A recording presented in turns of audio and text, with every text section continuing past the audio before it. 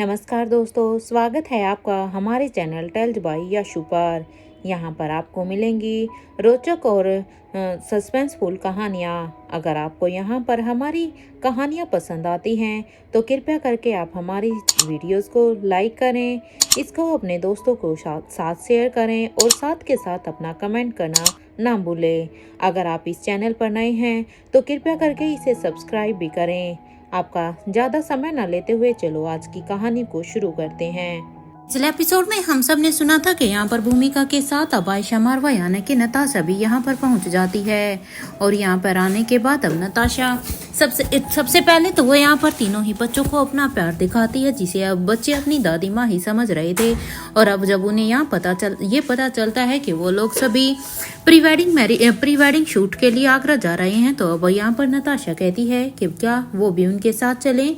तो उसकी इस बात पर अब भूमिका कहती है, हमें कोई दिक्कत नहीं है ताई जी, लेकिन देख लेना कि कहीं आपको वहां पर जाने के बाद धनंजय ताऊ जी की याद तो नहीं आएगी।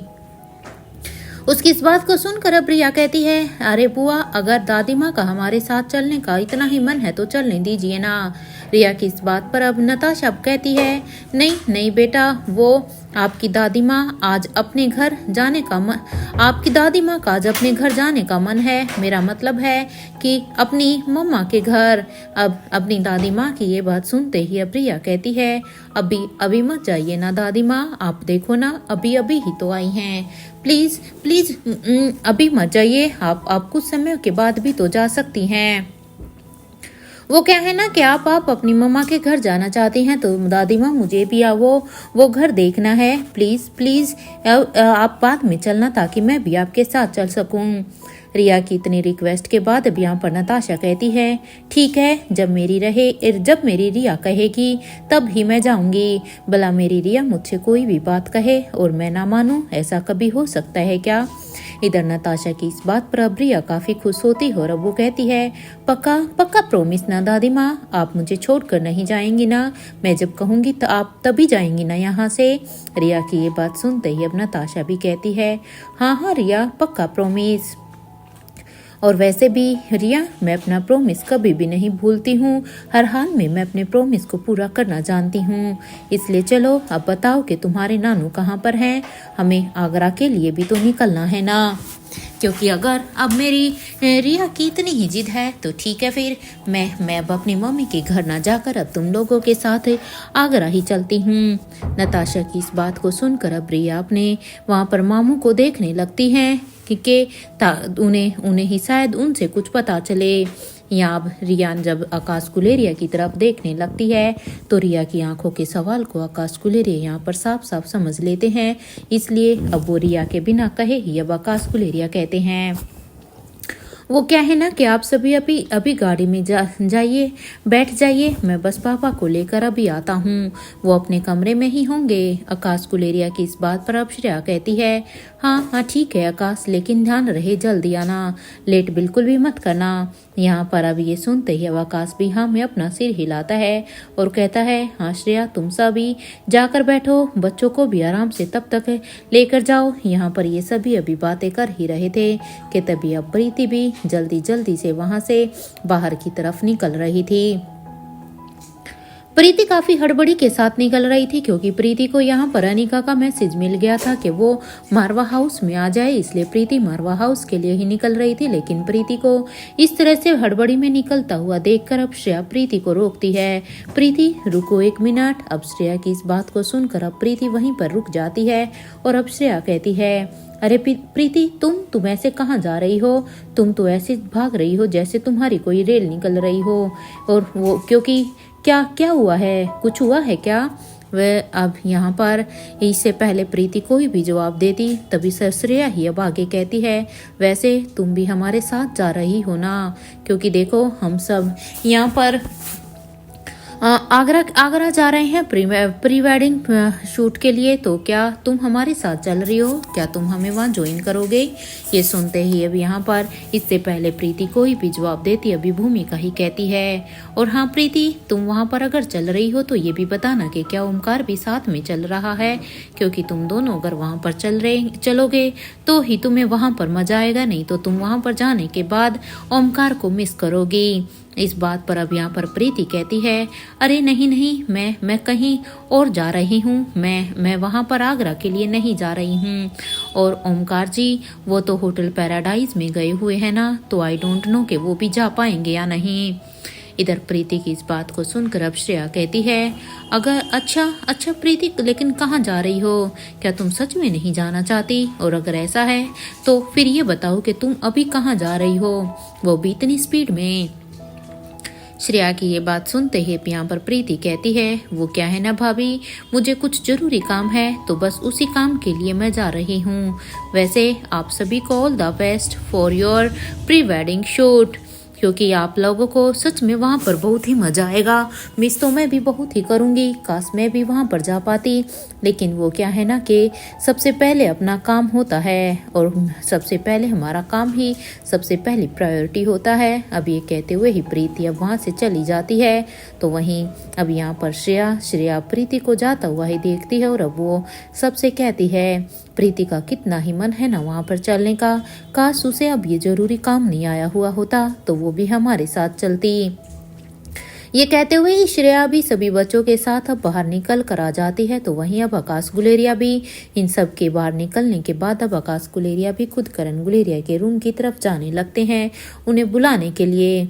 तो अब यहाँ पर करण गुलेरिया के रूम के बाहर जाने के बाद अब वो जब करण गुलेरिया के रूम के दरवाजे को नॉक करने लगते हैं तो कुछ ही देर के बाद जैसे ही यहाँ पर दरवाजा खुला तो सामने करण गुलेरिया को देखकर अब आकाश गुलेरिया कहता है, पापा क्या आप रेडी हैं? वो क्या है ना कि हम लेट हो रहे हैं, तो मैं बस यही कंफर्म करने के लिए आया था कि अगर आप रेडी हैं तो चलें। इस बात पर अब करण गुलेरिया कहते हैं, हाँ आकाश मैं पूरी तरह से रेडी हूँ, चलो।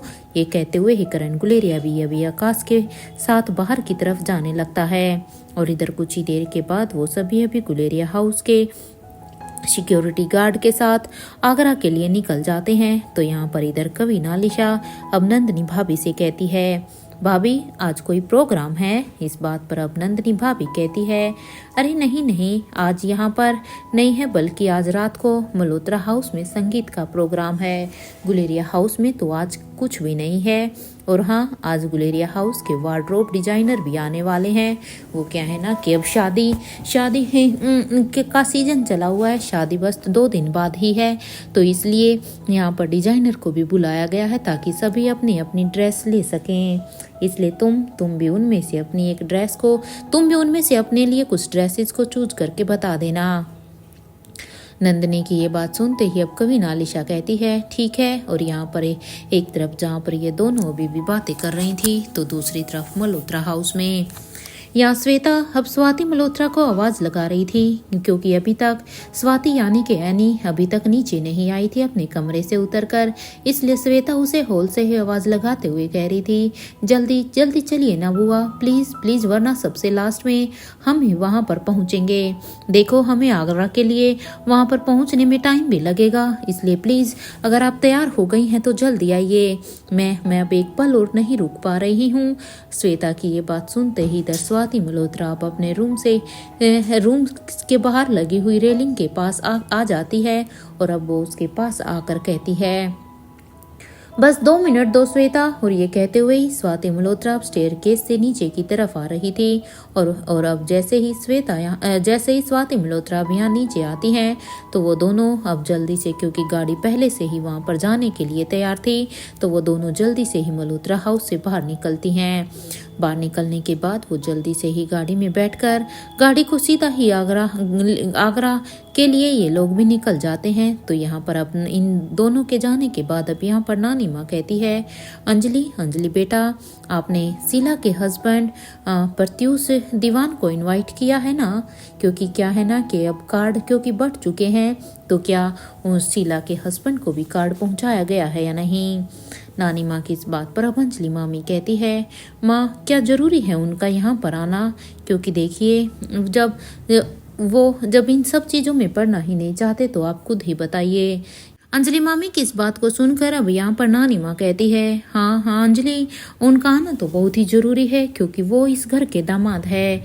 इसलिए भले ही वो यहाँ पर आना चाहे या ना आना चाहे उनका नेचर कैसा ही क्यों ना हो, लेकिन उन्हें अगर वो यहाँ पर आते तो शायद ये और भी अच्छा होता। अब यहाँ पर उनकी इस बात को सुनकर अब यहाँ पर अंजलि मामी हाँ में अपना सिर हिला देती है और इधर अब नानी माँ अपनी बात को आगे बढ़ाते हुए कहती है, देखो अंजलि, शीला मेरी बेटी है और वो साथ के साथ स्वाति की बहन भी है और श्वेता की बुआ भी है। और जब मल्होत्रा हाउस में यहाँ पर दो शादियाँ हो रही हैं तो भला हम अपनी बेटी को कैसे भूल जाएं, इसलिए हमें उन्हें बुलाना ही चाहिए। इधर ये सुनते ही अब अंजलि मामी कहती है, माँ वो क्या है ना कि किशन ने उन्हें कॉल करके उन्हें इनवाइट किया है, उन्होंने पहले ही उन्हें कह दिया है वो सभी शादी वाले दिन ही आएंगे क्योंकि किशन की उनसे बात हो चुकी है, इसलिए आप चिंता मत कीजिए।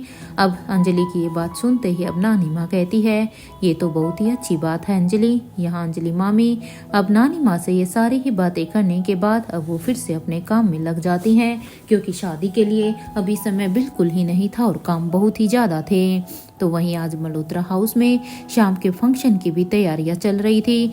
मल्होत्रा हाउस को यहाँ पर अच्छी तरह से सजा दिया गया था। मल्होत्रा हाउस का डेकोरेशन कुछ तो हो गया था लेकिन कुछ किया जा रहा था। एक तरफ जहाँ पर मल्होत्रा हाउस को देखकर साफ साफ लग रहा था कि सच में ये शादी वाला घर है, तो इधर दूसरी तरफ ब्रह्मपुत्र एकेडमी में अनिका भी अपनी गाड़ी को एकेडमी के पास ले जाकर अब वहाँ पर पार्क कर देती है और उसके बाद अब वो अपनी गाड़ी से जल्दी से बाहर निकलकर अंदर की तरफ जाने लगती है क्योंकि अनिका को भी ये जानना था कि आखिर उसके बलबीर सर ने उसे वहां पर क्यों बुलाया है, क्योंकि फिर उसे मल्होत्रा हाउस में भी तो संगीत के लिए जाना था और साथ के साथ एक बार उसे आगरा भी पहुंचना था।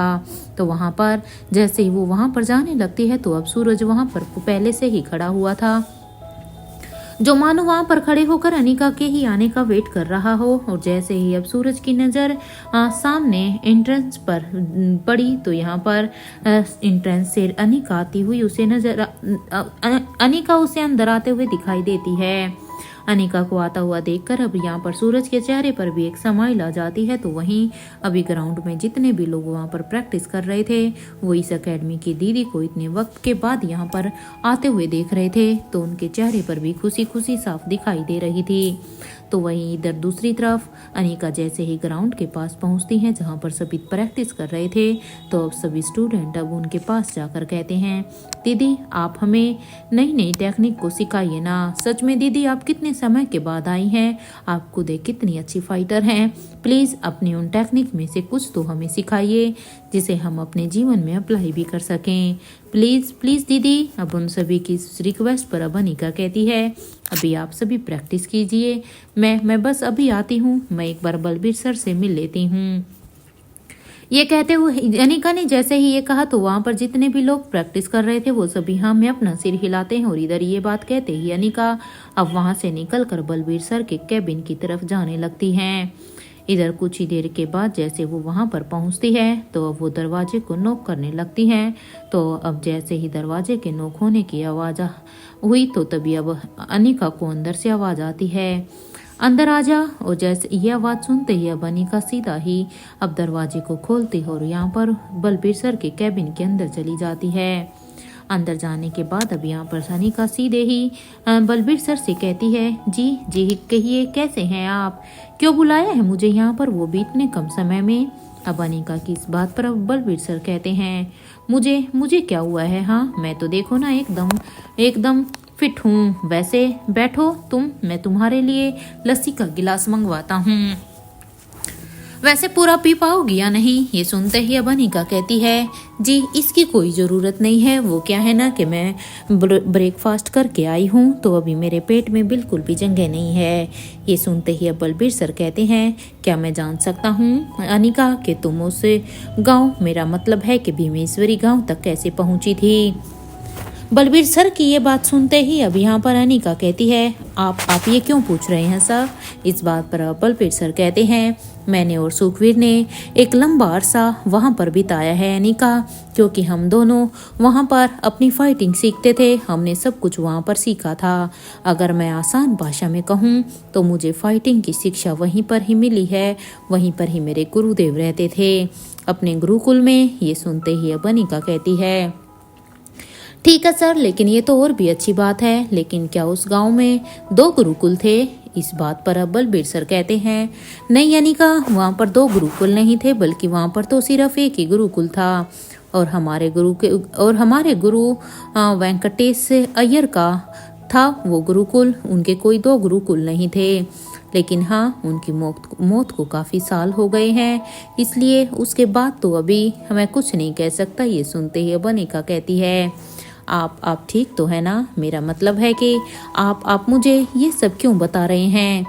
और वह भी क्योंकि हमें उस गांव से आए हुए तो बहुत समय हो गया ना, तो आज अचानक ऐसा क्या हो गया जो आप मुझसे ये सब पूछ रहे हैं? इस बात पर बलबीर सर कहते हैं, पता नहीं क्यों अनिका, आज मुझे मेरे आमचोर दोस्त की बहुत ही याद आ रही है। मुझे कुछ समझ में ही नहीं आ रहा है कि वो कहाँ है, कैसा है, किसी को कुछ भी पता नहीं है। यहाँ तक कि मुझे तो ये भी पता नहीं है कि वो अभी भी जिंदा है या नहीं।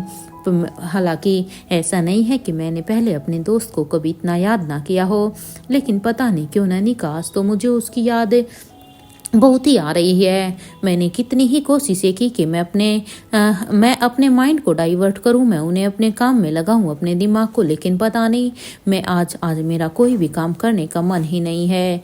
ये कहते हुए ही बलबीर सर अब अपनी एक पुरानी एल्बम को निकालते हैं, और अब वो यहाँ पर उस एल्बम को निकालने के बाद अब उसके पहले पेज को ओपन कर देते हैं। उस एल्बम के पहले पेज को खोलने के बाद अब वो यहाँ पर बलबीर सर अब उस एल्बम को अनिका की तरफ कर देते हैं, और अब वो यहाँ पर कहते हैं, अनिका ये देखो, और ये मैं हूँ, और ये सुखवीर, इन्हें तुम अच्छी तरह से जानती हो, रोहित का शागिर्द। और हाँ, ये जो तीसरा है ना, वो है मेरा दोस्त सिकंदर पीरामल। यहाँ पर अनिका ने जैसे ही उन्हें उस फोटो को देखा तो वो अब उस फोटो को देखकर एकदम से ही हैरान हो जाती, और अचानक से ही उसके मुंह से निकलता है, ये तो इधर ही। अनिका ने अभी इतना ही कहा था कि उसकी इस बात पर बलबीर सर कहते हैं, हाँ, ये बिल्कुल तुम्हारे बेटे अलेक्जेंडर जैसा ही है ना? जानती हो अनिका, जब मैंने तुम्हारे बेटे अलेक्जेंडर को पहली बार देखा था ना, तो एक पल के लिए तो लगा था कि मेरा वो दोस्त वापिस आ गया है। सच में मुझे एकदम वही लगा था, क्योंकि अलेक्जेंडर का पूरा फेस ऐसे ही नजर आता है। लेकिन फिर दिमाग ने अचानक से कहा कि मेरे उस दोस्त का तुम्हारे बेटे के साथ क्या रिश्ता हो सकता है, क्योंकि मुझे दूर दूर तक ऐसा कोई रिश्ता दिखाई ही नहीं दिया। ये सुनते ही अनिका अब अपने मन में ही सोचती है, इसका मतलब ये है कि ये तीनों बहुत ही अच्छे दोस्त रहे हैं। या अनिका भी यही सब सोच रही थी कि तभी उसके दिमाग में अब एक बात आती है कि सर, क्या मैं इस एल्बम को अपने साथ लेकर जा सकती हूँ? क्योंकि अब अनिका इस एल्बम को अपने साथ लेकर जाना चाहती थी, और अब वो साथ के साथ कहती है, आप प्लीज़ मुझे इस एल्बम को अपने साथ लेकर जाने दीजिए, मैं बहुत जल्द ही इसे आपको वापस लौटा दूंगी। अनिका की ये बात सुनते ही बलबीर सर कहते हैं, ठीक है अनिका, मुझे कोई एतराज़ नहीं है इस एल्बम को देने में, लेकिन हाँ, मैं इतना ज़रूर कहूँगा कि तुम प्लीज़ इसे मुझे वापस दे देना, क्योंकि मेरे पास बस एक ही कॉपी है मेरे इस दोस्त की। पता है अनिका, जब मुझे मेरे दोस्त की ज़्यादा याद आती है ना, तो मैं बस इसी फोटो को देख लेता हूँ, और उससे मुझे फिर ऐसे ही लगता है जैसे वो मेरे पास ही हैं। हालांकि इससे मैं बस अपने दिल को बहलाता हूँ। इधर बलबीर सर की ये बात सुनकर अब अनिका कहती है, हाँ ठीक है, मैं जल्द ही इस एल्बम को आपको वापस लौटा दूंगी। वैसे आप इमोशनल अच्छे नहीं लगते हैं सर, क्योंकि आप एकदम कड़क आवाज़ में ही ज़्यादा अच्छे लगते हैं, इस तरह से इमोशनल होते हुए नहीं। इधर अनिका ने ये कहा ही था कि उसकी ये बात सुनते ही अब बलबीर सर अनिका को अब घूर घूर कर देखने लगते हैं। तो वहीं अब अनिका भी जब देखती है कि उसके बलबीर सर उसे ऐसे देख रहे हैं, तो अब अनिका यहाँ पर बात को टालते हुए कहती है, मेरे ख्याल से अब मुझे यहाँ से चलना चाहिए, क्योंकि मेरे पास पहले से ही बहुत काम है। क्या आपको कोई और भी काम है क्या? बस यही काम था। अनिका के ये बात सुनते ही बलबीर सर कहते हैं, नहीं अनिका, बस यही था, मैं तो बस उस गांव के बारे में ही पूछना चाहता था। एनीवे ठीक है, तुम जाओ। और वैसे भी मुझे पता है कि मल्होत्रा हाउस में शादी हो रही है, क्योंकि यहाँ पर भी करण और स्वाति की शादी का कार्ड यहाँ पर आया है मेरे पास। और हाँ, रिया ने मुझे खास कॉल भी किया था, क्योंकि रिया ने मुझे पर्सनली इनवाइट किया है कि मैं इस शादी में जरूर आऊँ। अब यहाँ पर अब ये सुनते ही अनिका कहती है, हाँ मैं भी आपको इनवाइट कर रही हूँ कि आप प्लीज़ माँ और पापा की शादी में ज़रूर आना। अब यहाँ पर अनिका की इस बात पर बलबीर सर कहते हैं, हाँ बिल्कुल, चल अब लस्सी पीते हैं, क्योंकि भले ही तूने ब्रेकफास्ट किया हो लेकिन लस्सी तो तुझे पीकर ही जानी पड़ेगी। अब ये सुनते ही अनिका कहती है, आप भेजिए, आप भेजिए, मैं जाती हूँ। ये सुनते ही आप पीजिए, मैं जाती हूँ। ये सुनते ही अब अनिका अपनी जगह से उठकर अब उस एल्बम को अपने हाथ में ले लेती है। तो वहीं बलबीर सर भी अब अपनी जगह से उठकर अब अनिका के साथ ही अब अपने कैबिन से बाहर निकल जाते हैं और अब साथ के साथ ये दोनों अभी बातें करते हुए ही बाहर की तरफ जा रहे थे कि तभी अब बलबीर सर कहते हैं, इन लोगों को कुछ सिखाओगी नहीं क्या अनिका? क्योंकि देखो ये लोग तो अपनी एकेडमी की दीदी के आने का हमेशा से ही इंतजार करते रहते हैं और ये सोचते रहते हैं कि न जाने कब तुम यहाँ पर आओगे और तुम इन्हें कुछ नया सिखाओगी। तो क्या आज इनके लिए कोई नई टेक्निक नहीं है क्या? बलबीर सर की इस बात पर अब अनिका कहती है, ये मेरा काम नहीं है सर, आप मिस्टर मारवा से बात कीजिए, क्योंकि ये काम वो मुझसे अच्छा कर सकते हैं। और ये कहते हुए ही अनिका बाहर की तरफ जाने लगती है। तो वहीं बलबीर सर अब अनिका को कहते हैं, ये जिद्दी लड़की सच में मेरी कोई भी बात नहीं मानने वाली है। अरे मैंने कितनी ही कोशिशें की हैं कि वो सच में मेरी इस एकेडमी को अच्छी तरह से संभाल ले जैसे इसे मैंने संभाला था, लेकिन पता नहीं क्यों इसे तो अपने कामों से ही फुर्सत नहीं है। और ये कहते हुए ही बलबीर सर भी अब अनिका को छोड़कर अपने कैबिन की तरफ जाने लगते हैं। तो वहीं यहाँ पर अब सूरज अब जो कि अभी वहाँ पर उन बाकी के स्टूडेंट के साथ ही खड़ा था, उन्हें वो फाइटिंग टेक्निक सिखा रहा था। तो वो यहाँ पर अब उसे ऐसे देखकर अब बलबीर सर कहते हैं, सूरज तुम एक काम करो, तुम रोहित मारवा से कॉन्ट्रैक्ट करो कि वो एक दिन का टाइम निकाल कर यहाँ पर आ जाएं, क्योंकि ये लड़की तो मेरी बात मानने वाली नहीं है, हो ना हो इसका पति ही मेरी बात मान ले। अब यहाँ पर बलबीर सर की ये बात सुनते ही अब सूरज कहता है, ठीक है सर, मैं कोशिश करता हूँ। अब यहाँ पर सूरज से बात करने के बाद अब बलबीर सर अब अपने कैबिन में चले जाते हैं।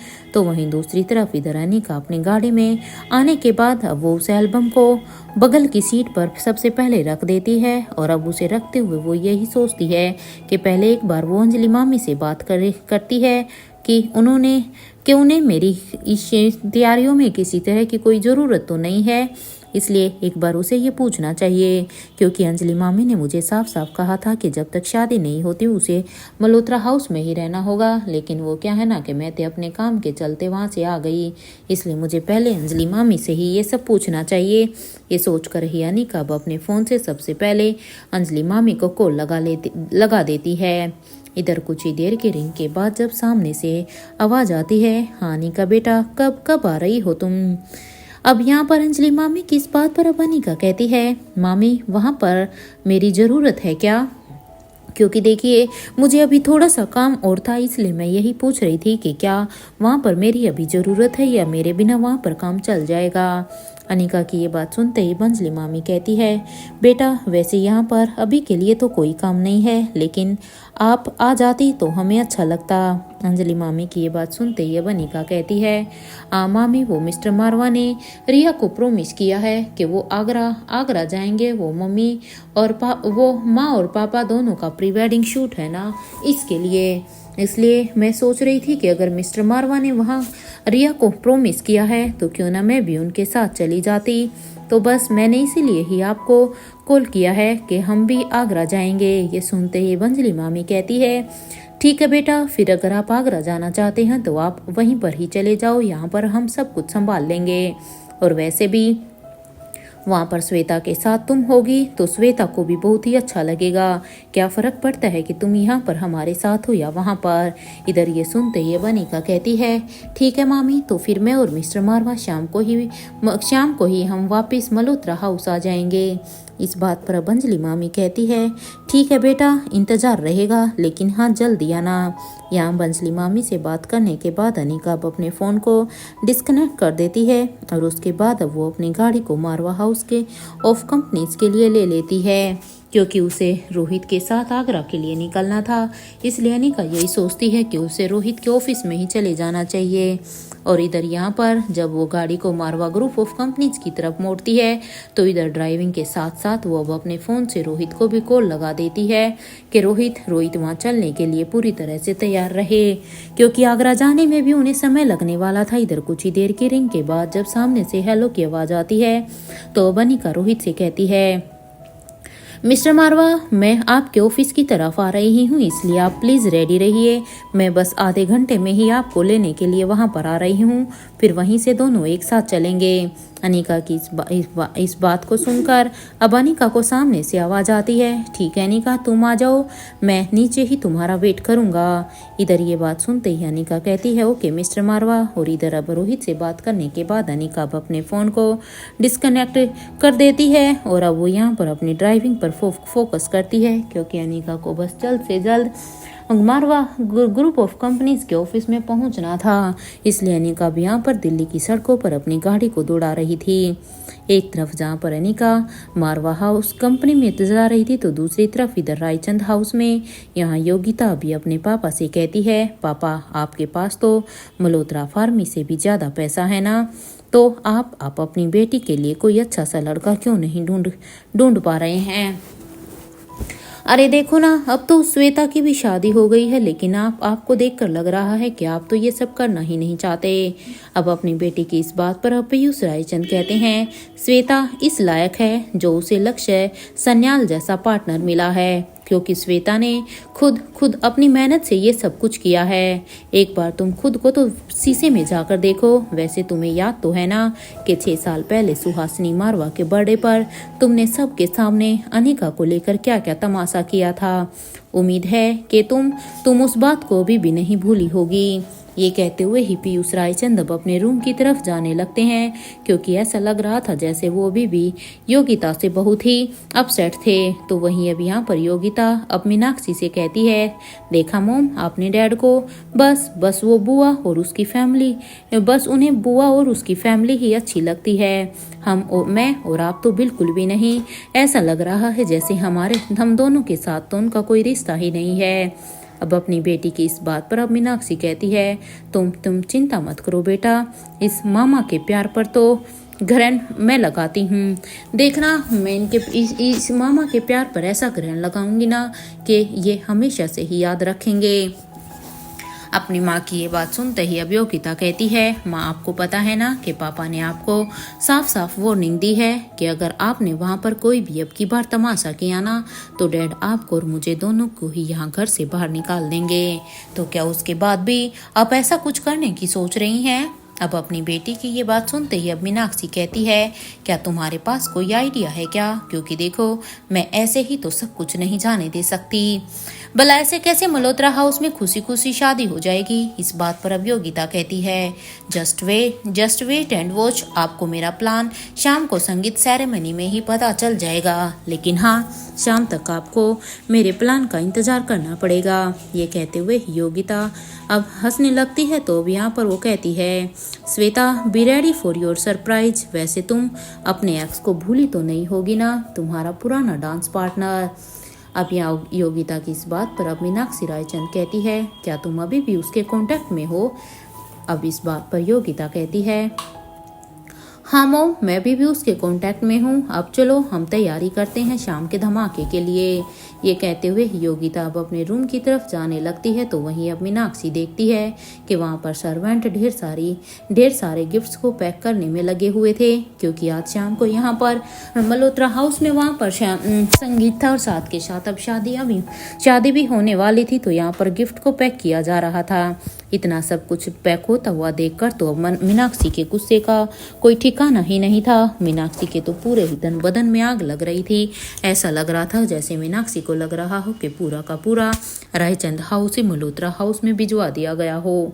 वहीं दूसरी तरफ इधर अनिका भी अब तक मारवाज ऑफिस के नीचे आकर खड़ी हो चुकी थी। तो वहीं अपने कहे अनुसार रोहित भी अभी लॉबी में बैठकर बस अनिका का ही वेट कर रहा था कि अनिका उसे पिक करने के लिए कब आएगी। तभी अब रोहित के फोन पर अब अनिका का कॉल आ रहा था। यहाँ रोहित ने जैसे ही अनिका के नंबर को देखा तो वो अब अपने कदमों को बाहर की तरफ बढ़ा देता है, ये सोच के कि शायद अनिका बाहर आ गई है। इधर साथ में ही वो अब अपने फ़ोन को रिसीव करते हुए कहता है, हाँ अनिका, बस 2 मिनट दो, मैं बस अभी बाहर आया। ये कहते हुए ही रोहित अब अपने ऑफिस से बाहर निकल आया ही था कि तभी अब अनिका ने अपनी गाड़ी को बिल्कुल रोहित के सामने अनिका की गाड़ी को लेकर आ जाती है। यहाँ जैसे ही गाड़ी अब रोहित के सामने रुकी तो अब रोहित अब साइड वाली खिड़की के दरवाजे को खोलकर अब उस गाड़ी के अंदर पैसेंजर सीट पर आकर बैठ जाता है और वो वहाँ पर अपनी सीट बेल्ट को लगा देता है। तो अनिका अब रोहित के बैठने के बाद अब गाड़ी को तेजी से अब यहाँ पर फिर से दौड़ाने लगती है, क्योंकि अनिका को जल्द से जल्द आगरा पहुँचना था।